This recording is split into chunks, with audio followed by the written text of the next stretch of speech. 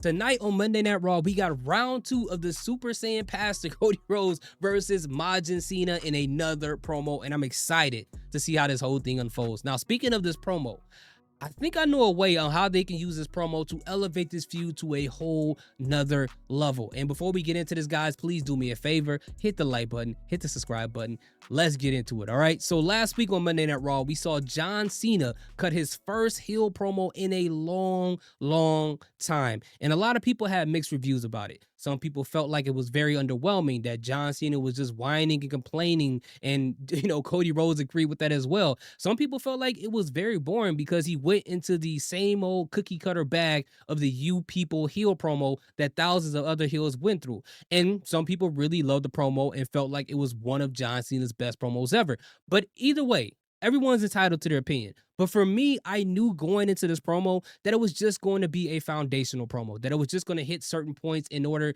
to lay the foundation to build this feud off of going into WrestleMania. And I think that we're very successful in doing that. Now, what I say is one of John Cena's best promos of all time? No, not really. But if you feel that way, that's cool. But here's the thing. I think that this week they have to do things a little different than they did last week. Last week was great. I love the fact that they laid the foundation down. This week we got to take it up to another level. And one of the most interesting things about last week's promo is not only the fact that John Cena cooked that little kid, right? Is the fact that after Cody Rhodes hit him with an aggressive promo, John Cena, weirdly enough, didn't have a rebut. He didn't have anything to say. And I get from a writer's point of view, that's how you protect the baby face. But if we look at it from a kayfabe point of view, it's just weird. It's a weird thing to happen. So this time around, John Cena has to have a lot to say this time around. And another thing that has to happen different this week as opposed to last week is last week, John Cena was the first person to kick off the promo. This week, you got to have Cody Rhodes come out first. Now, what would Cody Rhodes say when he comes out first? We got to have Cody Rhodes go down the whole goody two shoes diplomatic route as he always does, which I don't personally have a problem with because that's a part of who he is. But he's going to do that, right? I feel like he should do that. He should come out, apologize to the WWE universe, to the fans, and to the Cena fans, saying that, the behavior that he displayed last week was very embarrassing. That's not who he is. Him being the face of the company and the undisputed champion and being in front of all of these kids, that wasn't a good representation of himself, and it wasn't a good role model for those kids. And he apologized for the Cena fans for going after their hero like that because that's not who he is. That's basically what he should say. But he can also say, on top of that, what will be the most respectful thing is to actually have John Cena come out there and for him to apologize to him face to face. So if John Cena, if you would give me the pleasure of coming out here and let me apologize to you face to face, man to man, I would love to do that. It doesn't seem like John Cena is going to come out, and then eventually John Cena actually does come out. Now, as John Cena comes into the ring, Cody Rhodes can grab the microphone and say, before you say anything at all, I want to start off by saying, I apologize for what I did last week. What I did was wrong. How I reacted to you was wrong. And that wasn't because I have a personal issue, despite of all the things that happened so far up until this point. But I spoke to you that way because I was a disappointed fan. I was disappointed as a colleague. Beside my father, you were actually my hero. You were the blueprint of how I should do my title run. All those Make-A-Wish situations you had, all those title runs, and even through all those years that you suffered and put on shows for those fans, you still had an unwavered moral compass and all of that. And I respect you for that so much. And I can only wish that I can do that in my stunt as a champion, right? So when I saw that, it felt like the person I respect finally became something that I never thought they would become. That they became the thing that I despised, the very thing that I never ever wanted to become. But when I think about what you said, when you said you are human, I had to remember that that's true. We all have ebbs and flows in our lives. We have moments where we're at a low point and we make decisions that we normally wouldn't do with a clear mind. And I did that last week. So in that moment, maybe you were at a low point. But all I want to say is I apologize.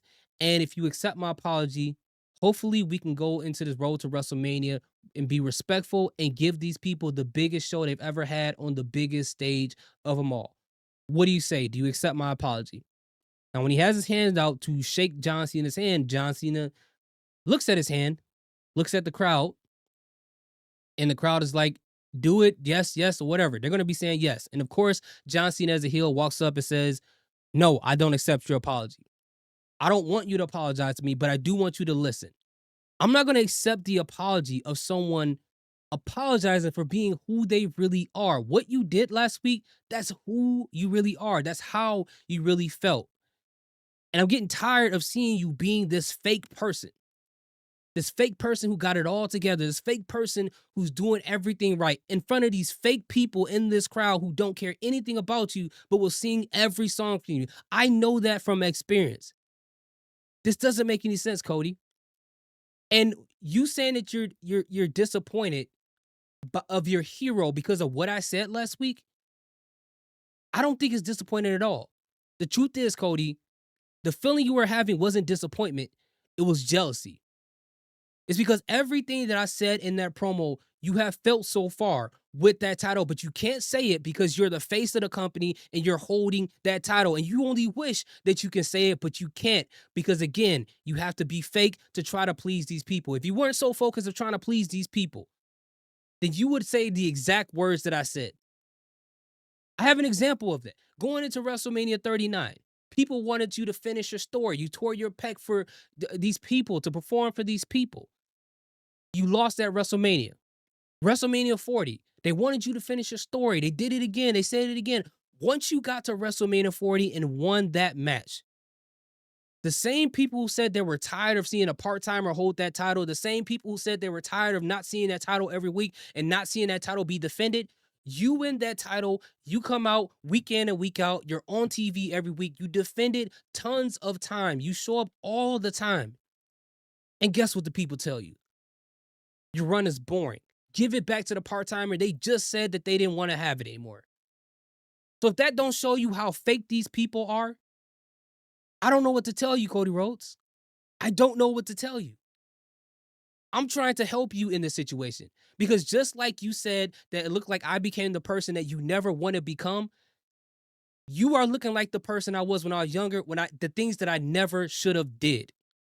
I wasted my time. And by you being fake, you're being disrespectful to me and these other people. We seen how you were at the end of all those feuds with AJ, with Kevin Owens.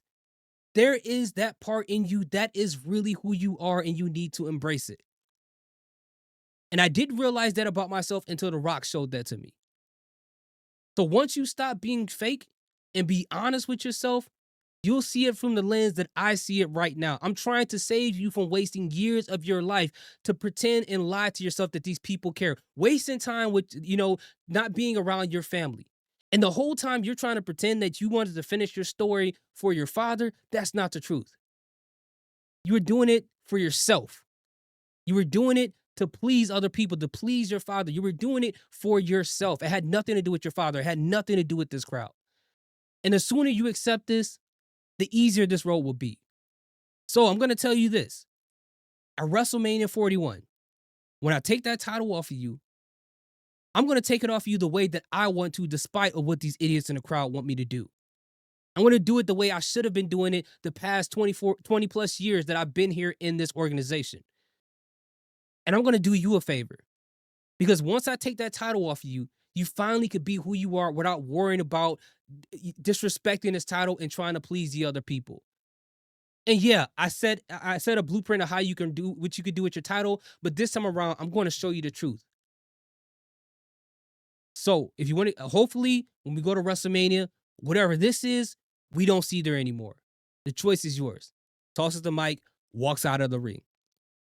Cody Rhodes is standing there, and now at this point, it starts the internal crisis of Cody Rhodes. Is this really who he is or is he not? He's conflicted in who he is. Now, the whole story that they were trying to do with Gunther, this will be better done with Cody Rhodes and not more like a weak thing, but more so like, I'm not sure if I'm capable of going years of trying to please these people. Do these people really care about me? Am I really doing this, in honor of my father? Having an internal conflict going into WrestleMania, and that could play a role into what actually happens in that match. This can give us an idea of Cody could turn heel and he couldn't, and it can make things interesting building up into WrestleMania and what could happen post WrestleMania. Like again, like I said in my last video, When it comes to Cody Rhodes and the end of these feuds, he looked like he's going to turn heel. He's crashing out, but he always wins these feuds. But what happens this time around if John Cena drags him to the edge like the other people did, but he doesn't win this feud? What Cody Rhodes do we get at the end of that? I think that's a very interesting story to explore. And I think through this promo, we can get the ball rolling in that situation. Now, the way I said of the promo may be garbage to you guys. Hey, I'm not a professional wrestler. I'm not John Cena. Maybe those could be bullet points. And John Cena, of course, being as good as he is on the mic, he can find a way to make it a lot more interesting and better. But I don't know. I think they should probably go in that direction just by the bullet points. But let me know in the comment section what you guys think. It is 3 o'clock in the morning, so I'm a little sleepy right now. But thank you guys so much for watching. Salute, peace, have a great day.